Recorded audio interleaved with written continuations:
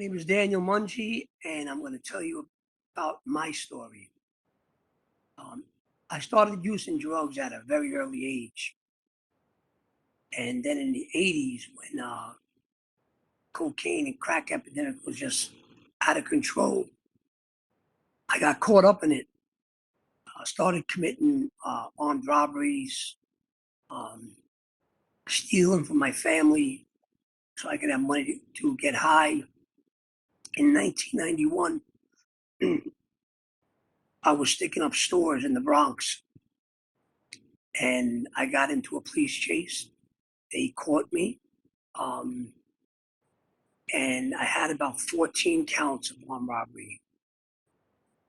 And going back and forth to court, they wanted to give me 25 years, and I ended up getting a sentence of 8 to 16 years, and I ended up doing 10 of those years. So I have two children. My wife was pregnant with my daughter when I got locked up, and my son was 3. So they pretty much uh, saw me, or I pretty much watched them grow up from behind the walls of prison. Green Haven, um, downstate, they bounced me all over the place.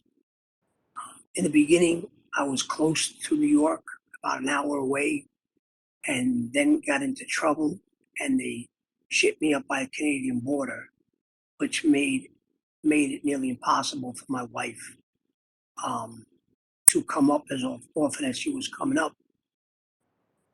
Now, my wife and I, we were brand new when I got locked up, and I got her pregnant. So coming home was challenging because we never lived together. My daughter was already 10 at the time. My son was 13, and my son is from my first wife, so it was a blended family. And we were worried in the beginning, um, how things would play out. And as I mentioned, in 2003 is when I relapsed really bad with heroin. Um, I never did heroin a day in my life until I went to prison. And when I relapsed in 2003, it was pretty bad. I was using a lot of heroin.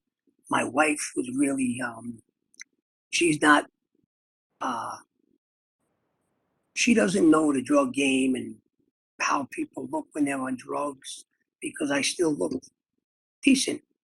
I was still working, going to work every day.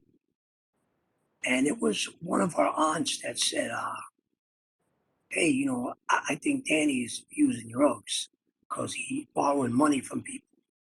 And she confronted me about it.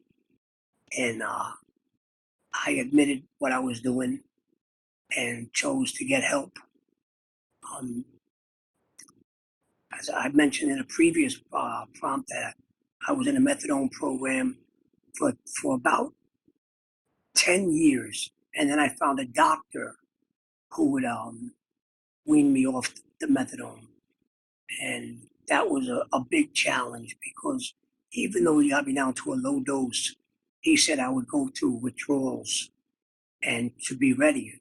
And I did go through the withdrawals, and I don't ever want to go through them again. After getting sober, I got involved in a lot of programs at my church. Um, we run a program called Angel Tree, which is inside the prisons where we give gifts to children who have a mother or father incarcerated. And I was a part of that program when I was away. And now my wife and I are the coordinators for it, for the Bronx and Manhattan. So with all this, all the support I have, I've been able to stay clean. Even when I get tempted, uh, I could just call my sponsor, call a friend from the church, and I've used that phone a friend option quite a few times.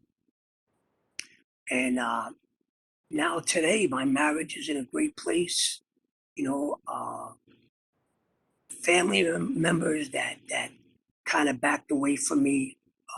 We're now close again, you know, because I stole from them before I had went away. So I'm happy with the outcome. You know, I know many friends that have died from overdoses.